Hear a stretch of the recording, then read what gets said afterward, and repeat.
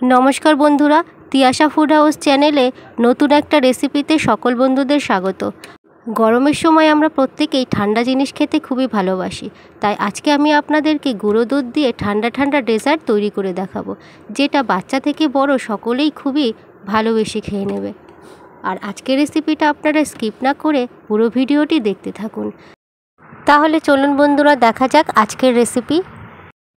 প্রথমে আমি একটা কড়াই নিয়েছি, আর এই কড়াইয়ের মধ্যে আমি দিলাম মেজারিং কাপের 1 কাপ জল।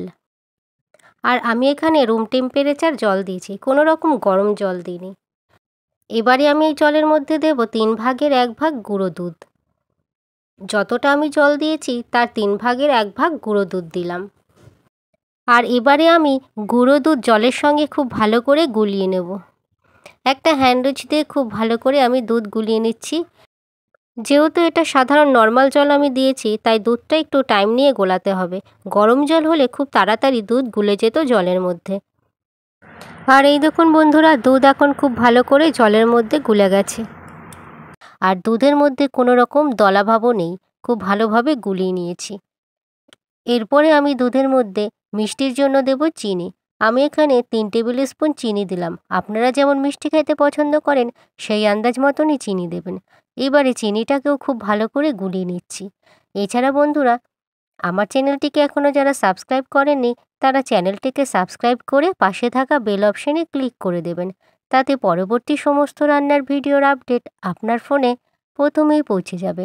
এছাড়া ভিডিওটি যারা ফেসবুক থেকে দেখছেন তারা তিয়াশা ফুড হাউস চ্যানেলটিকে ফলো করে দেবেন।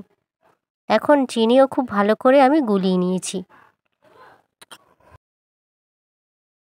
তারপরে আমি দেব কর্নফ্লাওয়ার। আমি এখানে 3 চামচের মতন কর্নফ্লাওয়ার দিলাম। কর্নফ্লাওয়ার দিয়ে আবারও খুব ভালো করে দুধের সাথে কর্নফ্লাওয়ার আমি মিশিয়ে নিচ্ছি।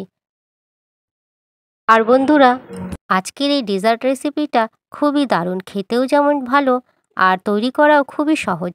আপনারা চাইলে বাড়িতে এই ধরনের ডেজার্ট একবার হলেও তৈরি করে নেবেন, দেখবেন খুবই ভালো লাগছে এই গরমের মধ্যে ঠান্ডা ঠান্ডা ডেজার্ট খেতে। এখন খুব ভালো করে কর্নফ্লাওয়ার দুধের সাথে মিশিয়ে নিয়েছি, আর কোনো রকম দলাভাবও নেই। খুব ভালো করে কিন্তু গুলিয়ে নিয়েছি আমি কর্নফ্লাওয়ার।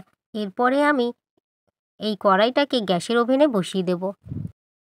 এখন আমি কড়াইটা গ্যাসের ওভেনে বসিয়েছি, আর প্রথমে গ্যাসের ফ্লেমটাকে হাইয়ে রেখে দুধের এই মিশ্রণটিকে ভালো করে জাল দিয়ে ফুটিয়ে নেব। প্রায় 1 থেকে 2 মিনিটের মতন জাল দিয়ে আমি ফুটিয়ে নেব দুধ। আর যখন আমি এই মিশ্রণটিকে জাল করতে থাকব তখন কিন্তু অনবরত নেড়ে যেতে হবে, না হলে এই মিশ্রণটি দলা দলা পাকিয়ে যেতে পারে। আর সেই কারণেই দুধের এই মিশ্রণটিকে অনবরত নেড়ে যেতে হবে। দুধ ফুটে ওঠার পরে আমি কিন্তু গ্যাসের ফ্লেমটাকে মিডিয়াম টু হাইয়ে রেখে দিয়েছি। মিডিয়াম টু হাইয়ে রেখে তারপরে আমি মিশ্রণটিকে জাল দিয়ে নেব। এবারে এই মিশ্রণটিকে জাল দিয়ে আমি ঘন করে নেব। আর বন্ধুরা, এই মিশ্রণটিকে আমি ঠিক এইভাবেই অনবরত নাড়তে থাকব, তাহলেই খুব সুন্দরভাবে ডেজার্টের এই মিশ্রণটি তৈরি হয়ে যাবে। আর এবারে দেখতেই পাচ্ছেন বন্ধুরা, ডেজার্টের মিশ্রণটি ঠিক এরকম ঘন করব, এর থেকে আর বেশি আমি ঘন করব না। মিশ্রণটি রেডি হয়ে গেছে। এবারে আমি গ্যাসের ফ্লেমটাকে অফ করে দিয়ে নামিয়ে নিলাম। এবারে আমি একটা স্টিলের বাটি নিয়েছি, আর এই বাটিতে খুব ভালো করে তেল মাখিয়ে নিয়েছি। এছাড়া আপনারা চাইলে যে কোনো রকমেরই বাটি নিতে পারেন। এখন আমি এই বাটির মধ্যে পুরো মিশ্রণটিকে দিয়ে দিচ্ছি।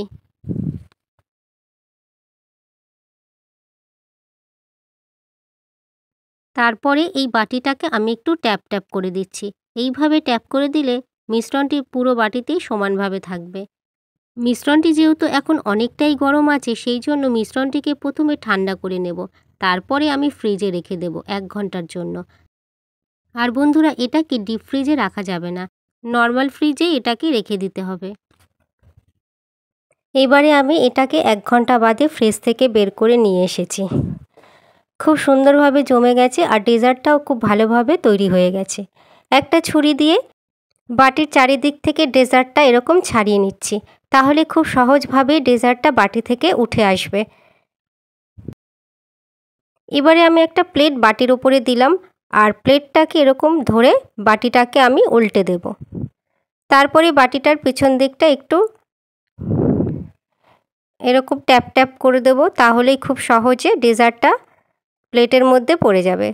আর এবারে দেখে নিন বন্ধুরা, সামান্য গুঁড়ো দুধ দিয়ে কত সুন্দর এই ডেজার্ট তৈরি হয়ে গেল। এখন আমি দুধের এই ডেজার্টটা খুব সুন্দরভাবে সাজিয়ে নেব। আমি কিছুটা চেরি ফল দিলাম, চেরি ফল দিয়ে একটু সাজিয়ে দিলাম। এছাড়া আমি আমন্ড বাদাম গ্রেট করে রেখেছি, সেই আমন্ড বাদাম ওপর থেকে দিয়ে দিচ্ছি। আপনারা চাইলে যে কোনো ড্রাই ফ্রুটসও এর ওপর থেকে দিতে পারেন, খেতে খুবই ভালো লাগবে। আর এই গরমের মধ্যে ঠান্ডা ঠান্ডা ডেজার্ট খেলে মনটাও যেন ঠান্ডা হয়ে যাবে। বাচ্চারাও এটা খেতে খুবই পছন্দ করবে। আপনারা বাড়িতে অবশ্যই এই ধরনের ডেজার্ট বানিয়ে নিয়ে একবার দেখতে পারেন, দেখবেন কতটা টেস্টি খেতে। এবারে আমি এরকম পিস পিস করে কেটে নিচ্ছি, একটু আমি তুলেও দেখাচ্ছি।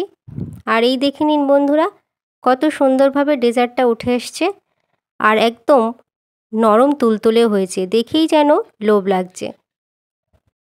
তাহলে বন্ধুরা, আজকের রেসিপিটি যদি আপনাদের ভালো লাগে লাইক অবশ্যই করবেন, কেমন হয়েছে সে বিষয়ে কমেন্ট করে জানিয়ে দেবেন, রেসিপিটা বন্ধুদের সাথে শেয়ারও করে দেবেন। আর বন্ধুরা, আপনারা অবশ্যই ভালো থাকবেন, সুস্থ থাকবেন। আর পুরো ভিডিওটি দেখার জন্য অসংখ্য ধন্যবাদ।